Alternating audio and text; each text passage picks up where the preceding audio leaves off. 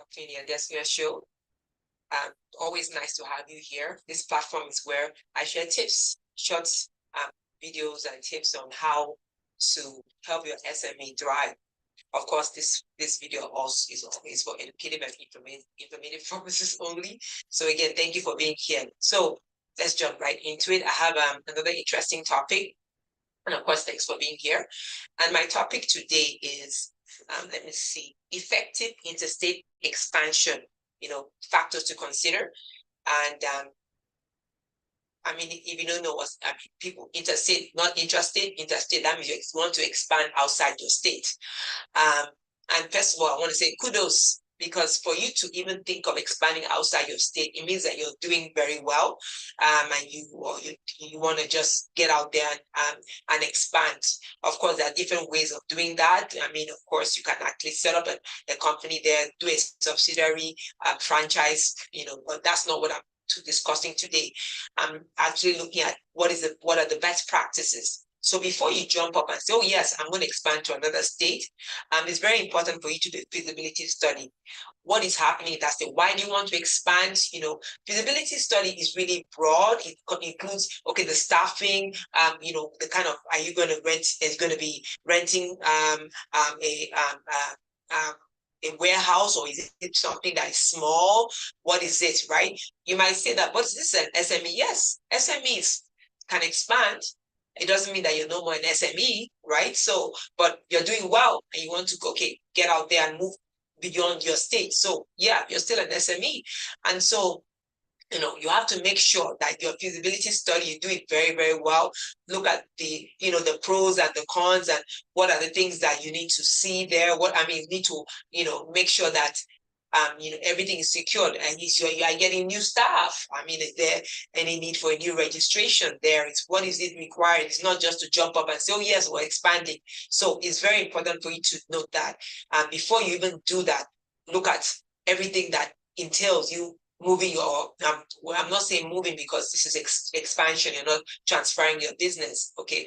What is really required? What does it entail for you to actually have that business running there? So that's the big thing. That's actually one of the major points there is feasibility study. Some people just, somebody might just come in, some businesses, some people, when I say some people, I'm referring to some business owners, just maybe a friend just walks in and say, you know what, this business could actually do well in my states.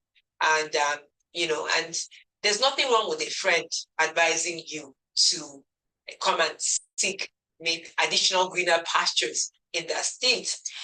But it's very important for you to sit back and say, okay, is that state really where you want to really go to?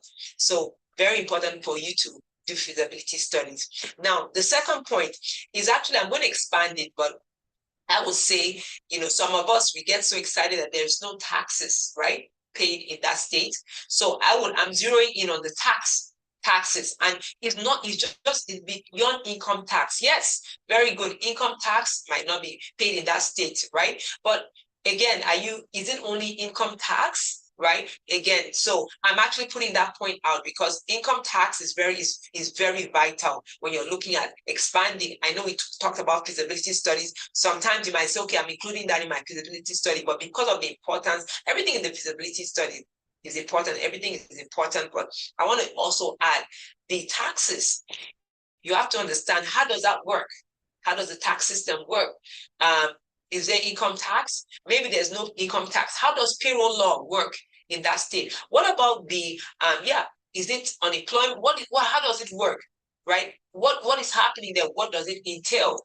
So this, you might have, add that to the feasibility study, but sometimes, usually the feasibility study just say, oh, okay, yeah, there's no payroll, there's no tax here, but it's good to deeper or get deeper and dive deeper to say, okay, all right, yes, there's no tax, but are there other things we need to, are there compliance issues? There's something that we need to file. What is it? Are we looking at, do I have to, expand? I believe I mentioned that in the feasibility study about, do you want to actually create, another company? How is the process in that state? That's what's happening there. Because I mean, I always say that it's so hard to build, but it's very easy to break down. So you don't want to destroy your business because of you're not even starting and you're, having issues here and there. So that is another point I want to state, that the tax is very, very huge. I mean, how is it going to be apportioned, right? And maybe your main office is here in a particular state, right? And another office, whether you're looking at the option of having that that other office, right? In this other state, what is the tax implications, right? What are the tax implications of all that? So tax is very huge because some of us just focus on the profit. Profit is awesome, but if you don't focus on the big picture, which we do in my practice, right? If you don't focus on the big picture, you just make money, and the money will be going to paying compliance penalties and interest and taxes, and you don't want to do that. So you have to really look at the big picture to make sure that the taxes are actually, you actually see what's happening there. Well, income tax, payroll tax, whatever, you see the tax issues, right? Tax compliance, right? Now, finally, which I mean, I mentioned this when I said, that you should go to is important for you to know all this stuff. But I get it. You're into you decided to become a small business owner because of your passion, what you love. You didn't get into the business to be doing to do accounting and taxation and tax law. So I get it, right? I'm not an attorney, right? But my background allows me to speak on this because I have a background in taxation. I have also a background in business and accounting, right? And finance. So, but it's very, very important that you work with a professional. That's the third point. Work with a professional is so important because you want to make sure you work with a seasoned professional, understands, okay, what are the ups and downs, what are the pros, cons, and we do it all. We do the feasibility study, analysis of the taxes, and advising the client very well. Of course, if you have a CPA working with you, that's good. But if you're still trying to figure this out, of course, come up, again, go to my website there. That will navigate you to get to my practice where you can actually set up an appointment. But again, kudos that you actually have done so well that you want to expand outside your state.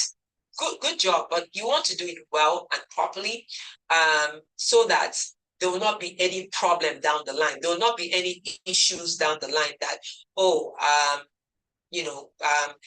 I made a mistake going to this state. This other state would have been better, and you spend so much money, right? Because somebody said, "Oh, that's a good idea." Right? And there's nothing wrong with people are telling you this is a good idea, of course, but you have to look out and see, okay, will this work for what my goals are? Of course, your goals are what? Making good money, right? And saving, right? Not paying everything to the government, right? So I hope this has helped, you that you're thinking of expanding into another state. Of course, again, I will say, I know I've said it before, but I'll say good job again. So awesome. All right. So hope I've shared something. Of course, this information is for educative and informative purposes only.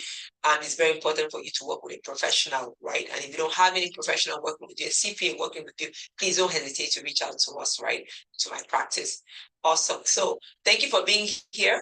And of course, for your SME to thrive, and that small, medium-sized enterprise or your small and medium-sized business to thrive, you have to be intentional about it.